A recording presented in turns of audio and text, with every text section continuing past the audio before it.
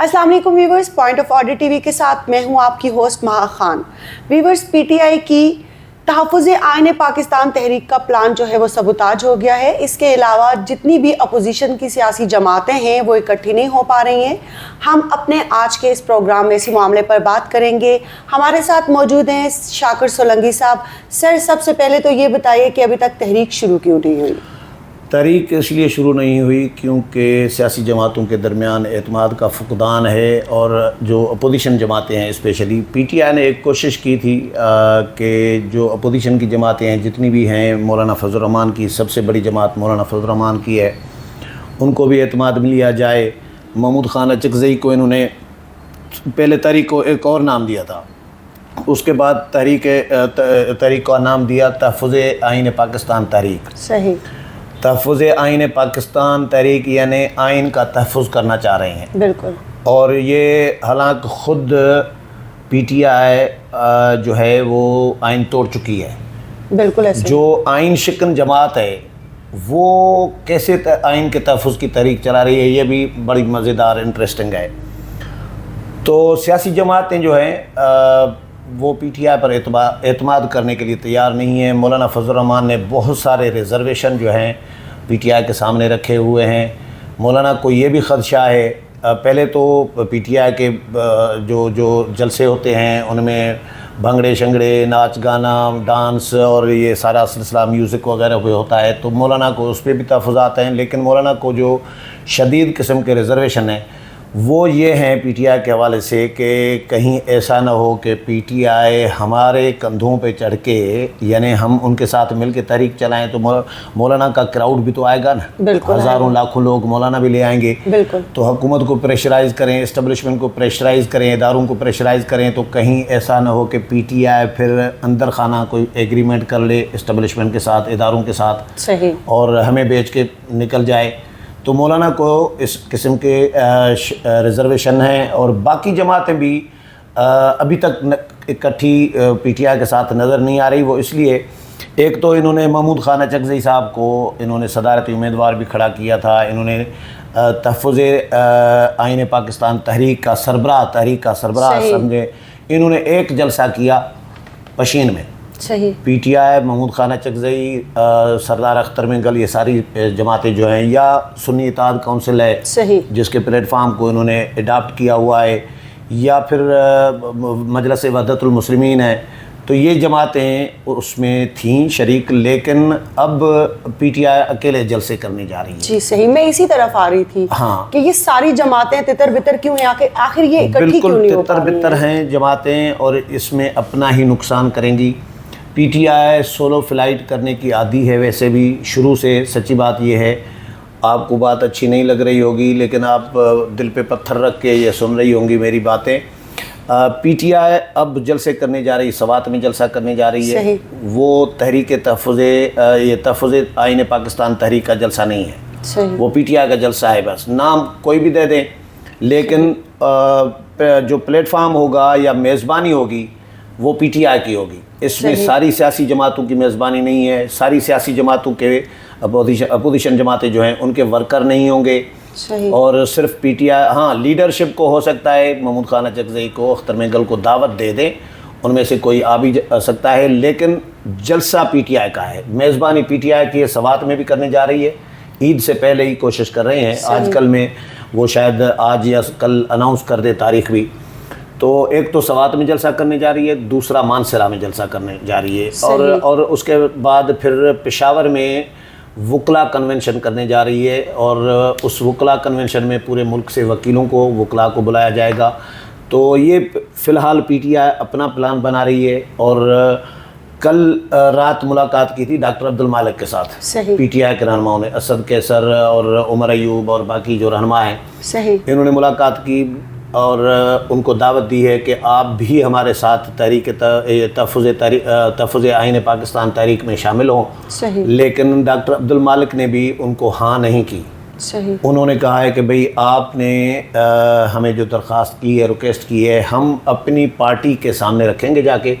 Party की जो committee होती है, जो एग्जीक्यूटिव कमेटी या कोर कमेटी, اس کے سامنے رکھیں گے. وہ اگر منظوری دیتی ہے تو پھر ہم آپ کو بتا دیں گے.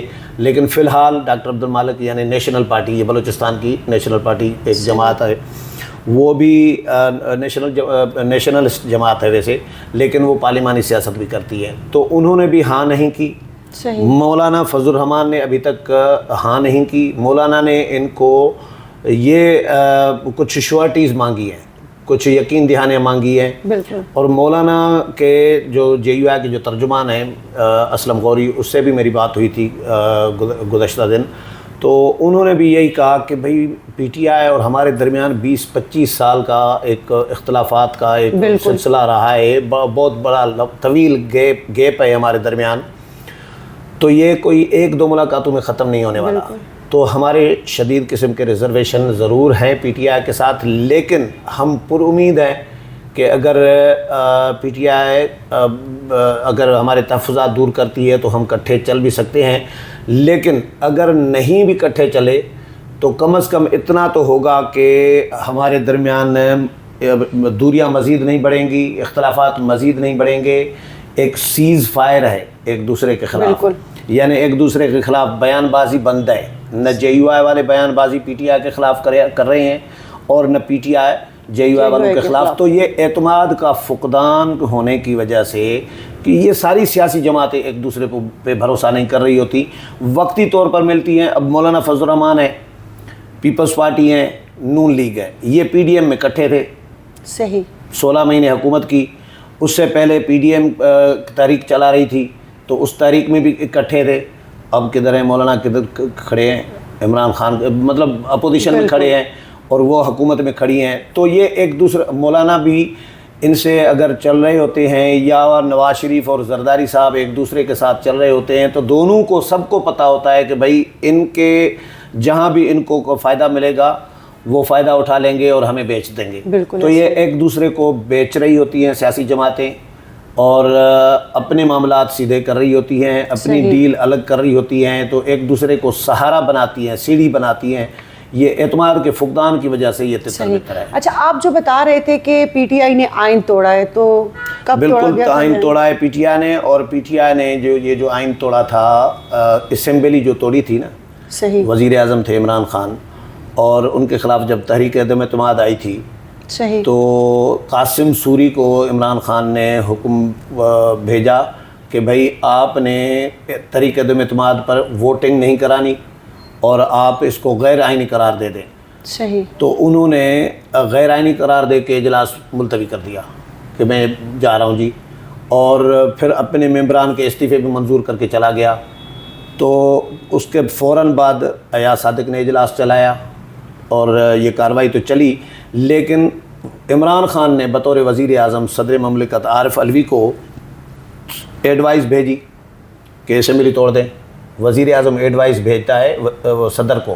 صحیح. عارف علوی صاحب نے بھی دیر ہی نہیں لگائی، اسمبلی توڑ دی. اب اسمبلی ٹوٹ گئی. سپریم کورٹ نے نوٹس لیا اور سپریم کورٹ نے اس کی سماعتیں کی.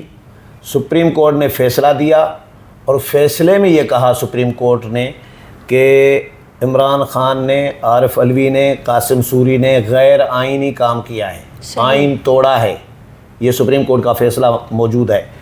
تو آئین توڑا ہے، سپریم کورٹ کہہ چکی ہے، میں تو نہیں کہہ رہا نا. بالکل ٹھیک ہے. تو اسمبلی ٹوٹی، ہمارے سامنے تو ٹوٹی. میں بھی اسمبلی میں موجود تھا اس دن، جس دن اسمبلی آخری دن چل رہا تھا اور اسمبلی توڑی جا رہی تھی. صحیح. تو یہ حالات اس وقت بہت کشیدہ تھے.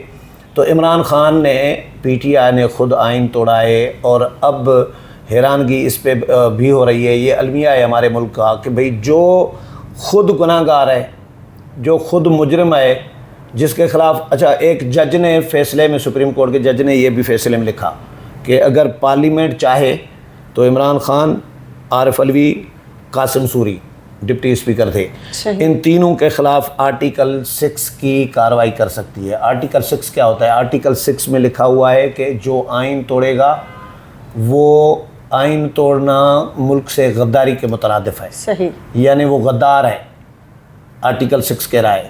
تو سپریم کورٹ کا جج اپنے رائے میں یہ لکھ چکا ہے کہ اگر پارلیمنٹ چاہے تو ان کے خلاف آئین کے آرٹیکل 6 کے تحت بھی کارروائی کر سکتی ہے. یعنی آئین توڑ چکے ہیں یہ، اور اب آئین کے تحفظ کی تحریک چلائیں گے کہ بھئی آئین کا تحفظ ضروری ہے.